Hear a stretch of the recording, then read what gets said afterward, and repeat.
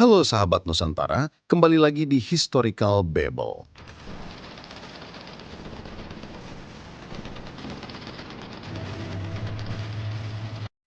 Bayangkan suasana Indonesia di awal tahun 1942.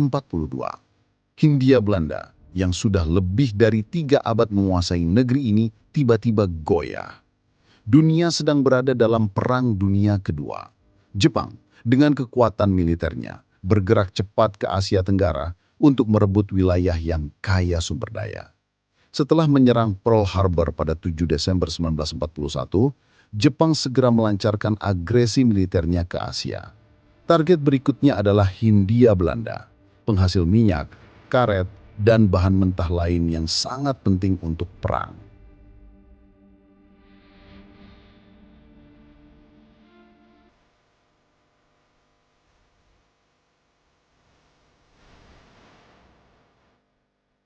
Awal pendudukan Jepang, tanggal 8 Maret 1942, Belanda resmi menyerah tanpa syarat di Kalijati, Subang, Jawa Barat. Inilah awal dari masa penjajahan Jepang di Indonesia, yang berlangsung selama 3,5 tahun. Jepang menggantikan Belanda sebagai penguasa baru dengan propaganda manis yang mereka sebut sebagai saudara tua. Jepang membawa slogan Hako Ichiu, dunia sebagai satu keluarga. Gerakan 3A, Nippon Cahaya Asia, Nippon Pelindung Asia, Nippon Pemimpin Asia. Namun semua itu hanyalah propaganda. Pada kenyataannya, rakyat Indonesia mengalami penderitaan luar biasa.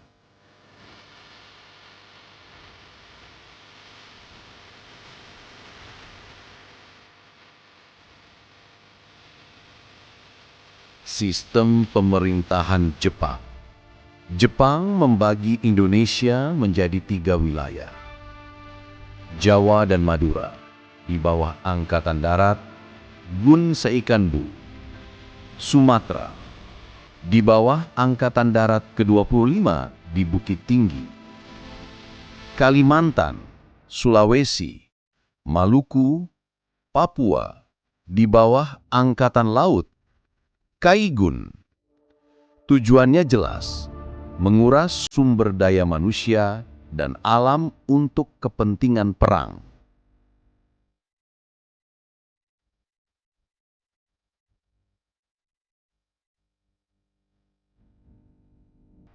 Eksploitasi dan penderitaan rakyat. Rakyat dipaksa kerja rodi yang dikenal sebagai Romusha. Jutaan orang dikirim ke proyek besar seperti pembangunan rel kereta, lapangan udara, hingga benteng pertahanan. Banyak di antara mereka tidak pernah kembali. Bahan makanan dirampas, ekonomi kacau, inflasi merajalela. Bahkan pakaian dan kebutuhan pokok langka. Rakyat menderita kelaparan. Kontrol sosial dan budaya.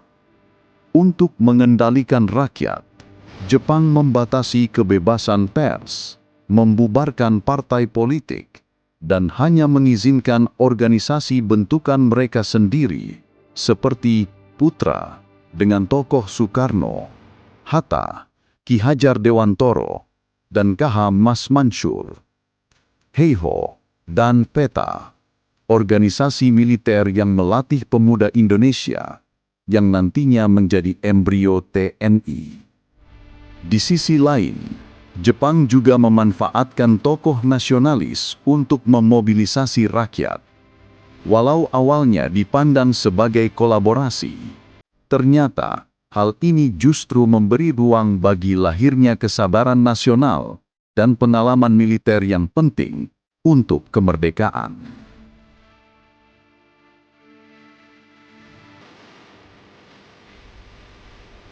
Pendidikan dan propaganda. Jepang menekankan penggunaan bahasa Indonesia menggantikan bahasa Belanda. Ini tanpa sadar memperkuat identitas nasional. Di sekolah-sekolah, anak-anak diwajibkan menghormat ke arah Tokyo, menyanyikan lagu kebangsaan Jepang, dan mengikuti upacara ala militer menuju kemerdekaan. Tahun 1944, Jepang mulai terdesak di medan perang. Amerika dan sekutu berhasil mendesak mundur pasukan Jepang di Pasifik. Untuk menarik simpati rakyat Indonesia, Jepang menjanjikan kemerdekaan di kemudian hari. Pada 1 Maret 1945, Jepang membentuk BPUPKI, Badan Penyelidik Usaha-Usaha Persiapan Kemerdekaan Indonesia, yang diketuai Dr. Rajiman Weddiodiningrat. Inilah forum penting di mana Soekarno, Hatta, dan tokoh lain mulai merancang dasar negara. Kemudian pada 7 Agustus 1945, Jepang membentuk PPKI, Panitia Persiapan Kemerdekaan Indonesia, yang akan menjadi motor pengesahan kemerdekaan.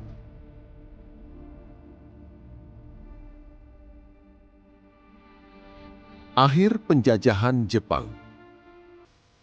Pada 6 dan 9 Agustus 1945, bom atom dijatuhkan di Hiroshima dan Nagasaki. Jepang lumpuh. 15 Agustus 1945, Kaisar Hirohito mengumumkan menyerah kepada sekutu. Di Indonesia, momentum ini dimanfaatkan oleh para pejuang untuk memproklamasikan kemerdekaan. Akhirnya, pada 17 Agustus 1945, Soekarno-Hatta atas nama bangsa Indonesia memproklamasikan kemerdekaan. Meski Jepang hanya berkuasa selama 3,5 tahun, dampaknya sangat besar. Penderitaan, tetapi juga pengalaman berorganisasi dan militer yang menjadi modal penting dalam perjuangan melawan Belanda setelahnya.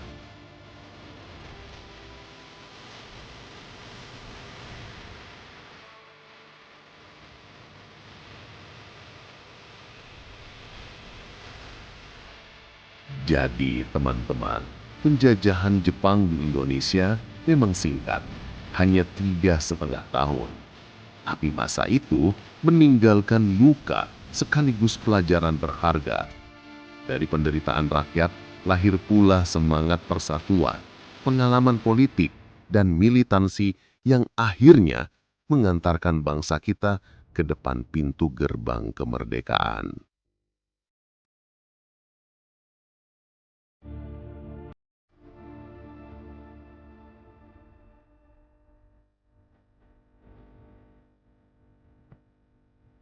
Demikianlah sepenggal sejarah tentang kekejaman penjajah di masa lalu. Bagaimana menurut kalian? Silahkan tinggalkan pendapat kalian di kolom komentar. Dan jika kalian suka dengan video pembahasan seperti ini, jangan lupa like, komen, share, dan subscribe channel ini. Jangan lupa nyalakan lonceng notifikasinya agar kalian tidak ketinggalan di video berikutnya. Terima kasih sudah menyimak sampai selesai. Wassalamualaikum warahmatullahi wabarakatuh.